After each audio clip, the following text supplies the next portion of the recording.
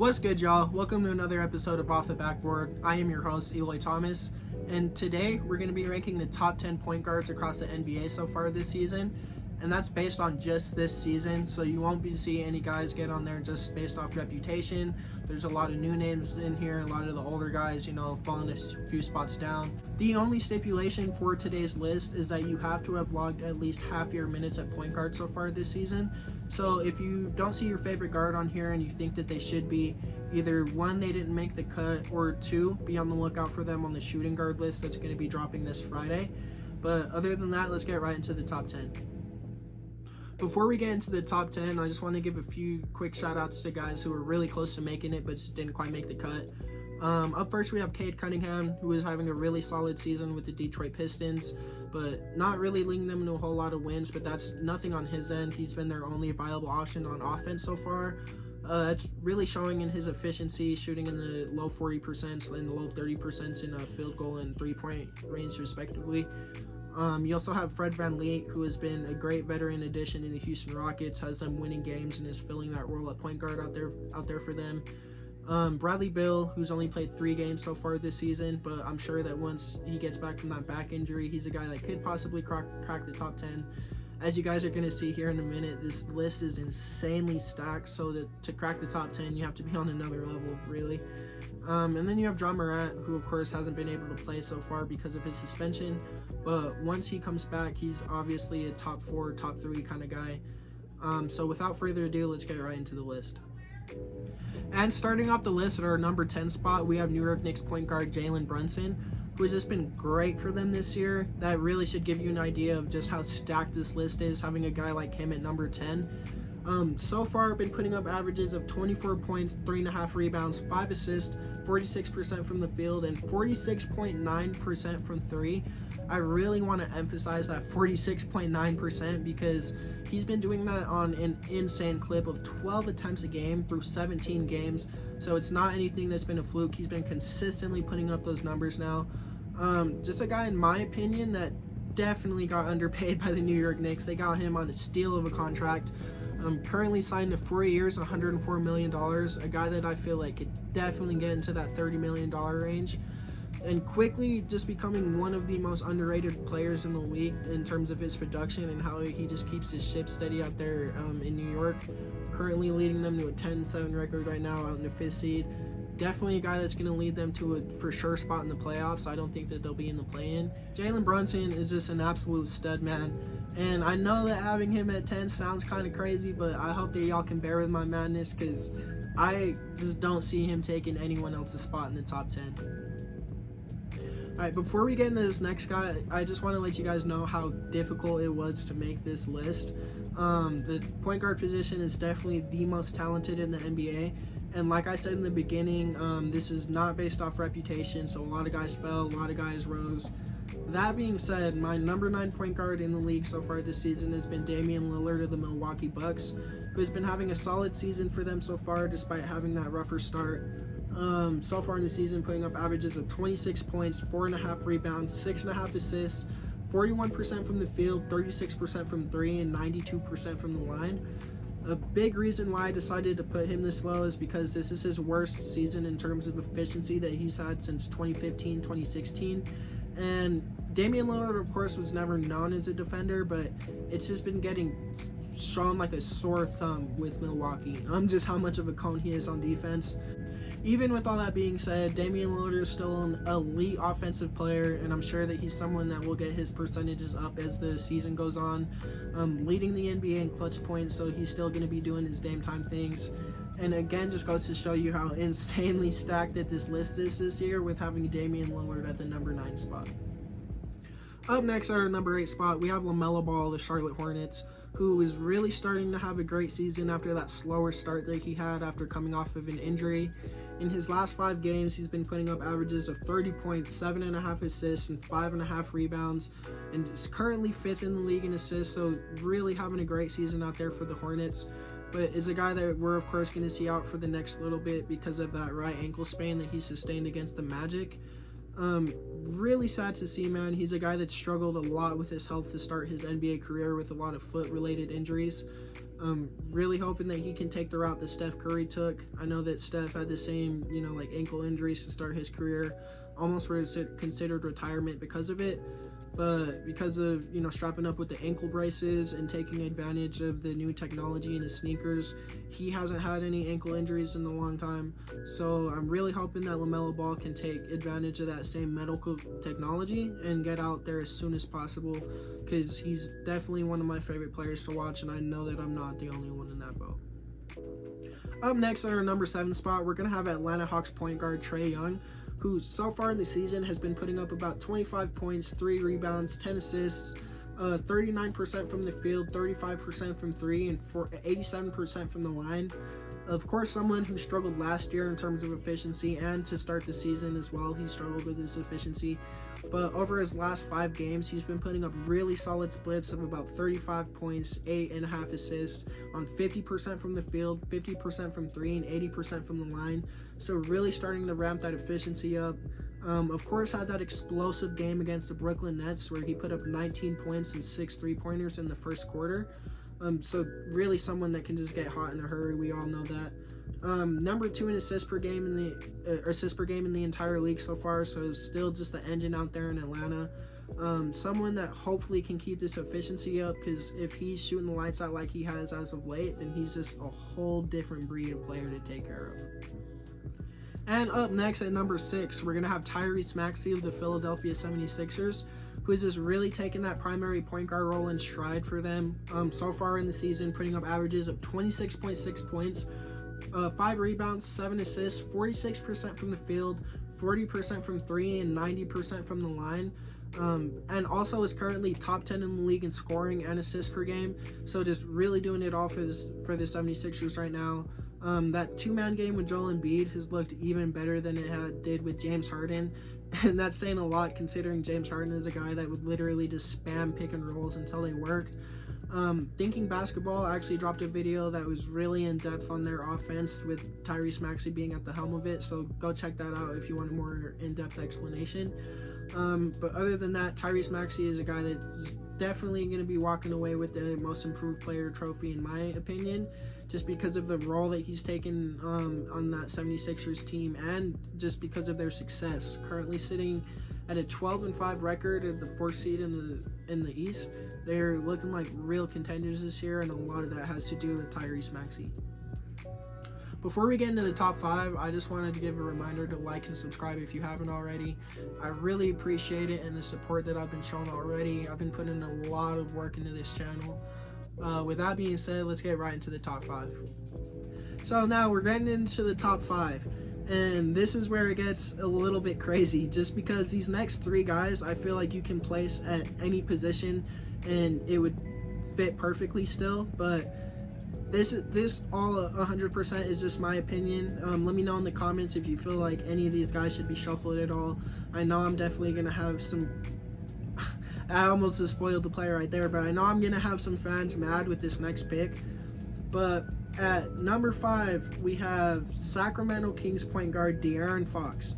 Now, hear me out, because I know that for a lot of Kings fans, this guy is a definite top 4 or probably top 3.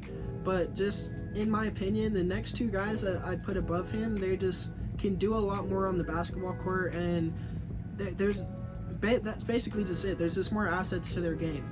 I feel like Darren Fox, of course, is a lethal scorer so far in the season, putting up 29.8 points per game, 4.7 rebounds, 6.1 assists, 47.7% from the field, 36% from 3, and 71% from the line. Still, of course, one of the most clutch players in the entire league, taking home the Clutch Player of the Year award last year.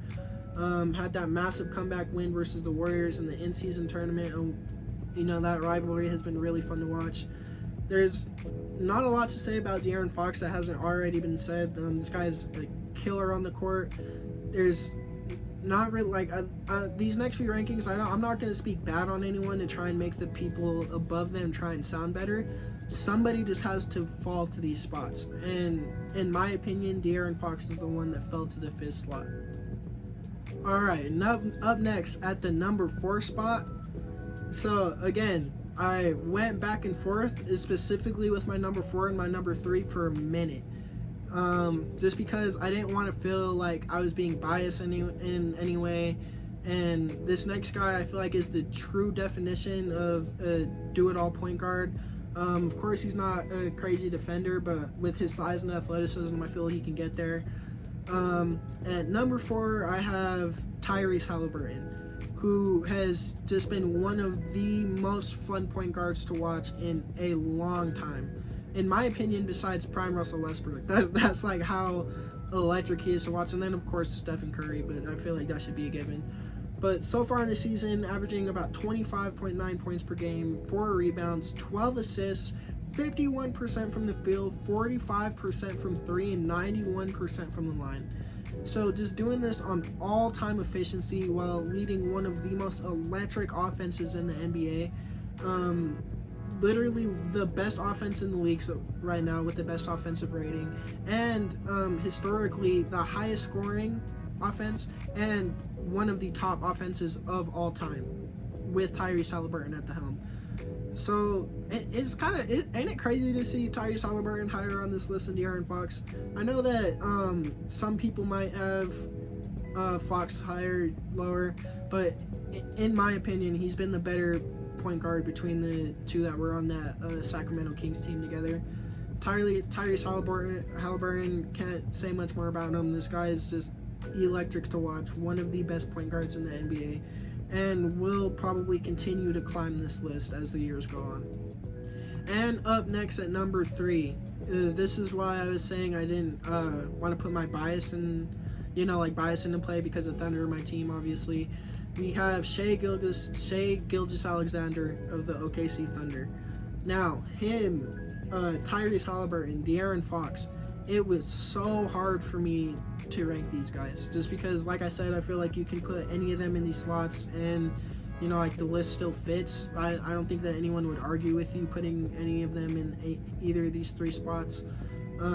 Shay, of course, having an amazing season, putting up 30 points, 6 rebounds, 6 assists, 54% from the field, 35% from 3, and 94% from the line.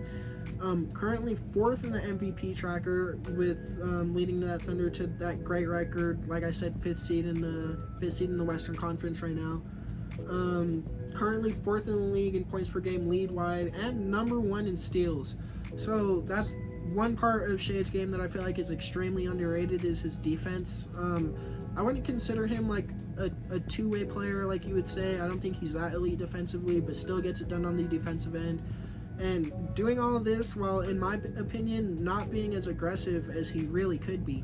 Just because you, of course, have Chet, who's a new part to the offense that he's been trying to get intricated in.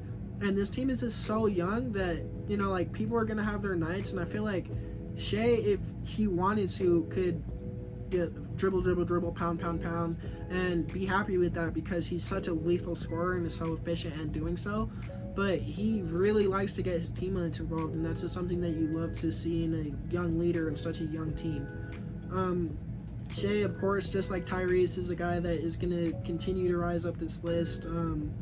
That sky's the limit for him, still extremely young, of course.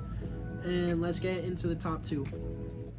And at number 2 on the top 10 point guard list, we have the one, the only, Wardell Stephen Curry, which is really crazy to say, because this is the first time that I haven't had Steph on my number 1 for a point guard list, and I don't even know how long. Like, really crazy to say, but not too much needs to be said about Steph, man. Currently averaging 35 and 4 on the season. Assist numbers are a little bit down from normal.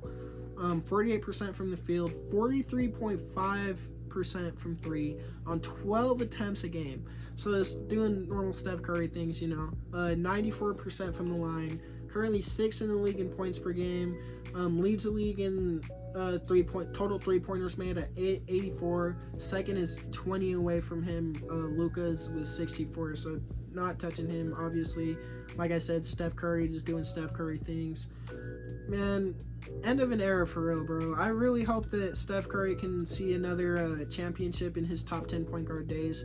I know that he'll probably be a top 10 point guard for at least another I don't know. It's hard to say, man, because they say that shooters never lose that jump shot, but Steph is 35, and a lot of the ways that he gets his open jump shots is by doing a whole lot of running in that Warriors offense, and it's just hard to imagine that he's going to be able to keep up with that same sort of pace and stamina as he gets older.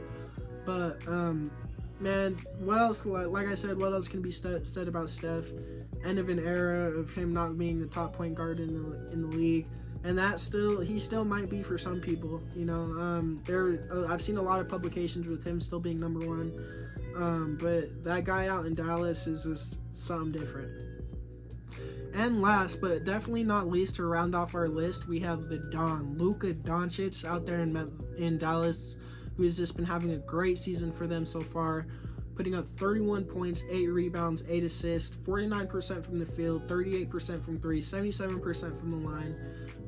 Currently number 2 in the Kia MVP tracker, a guy that I feel like if the Mavericks can finish in like the 3rd or the 2nd seed, they're currently sitting in 4th with 11 wins, 6 losses.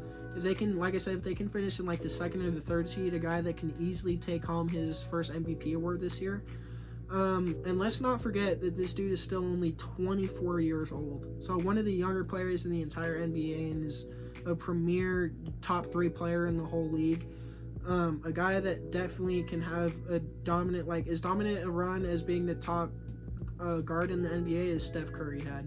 Where Steph Curry was a solidified number 1 best point guard in the league for the past decade, Luka can do that for who knows, maybe even longer.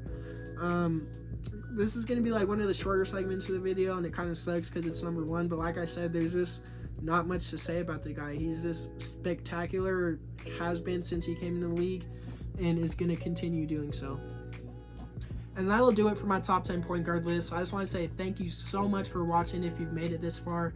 And if you have, just drop a comment. Let me know if I'm bugging or not. What you would change on your personal list, if there's anything on my list that you think is outrageous. All of the above. Just whatever you think, let me know. If you enjoyed this video, I just recently dropped a video just basically reacting to what we know about the Eastern Conference so far. There's a Western Conference part to that video, so go check those out if you would like. I'm about to get out of here, y'all. Thank you so much for watching again. Peace.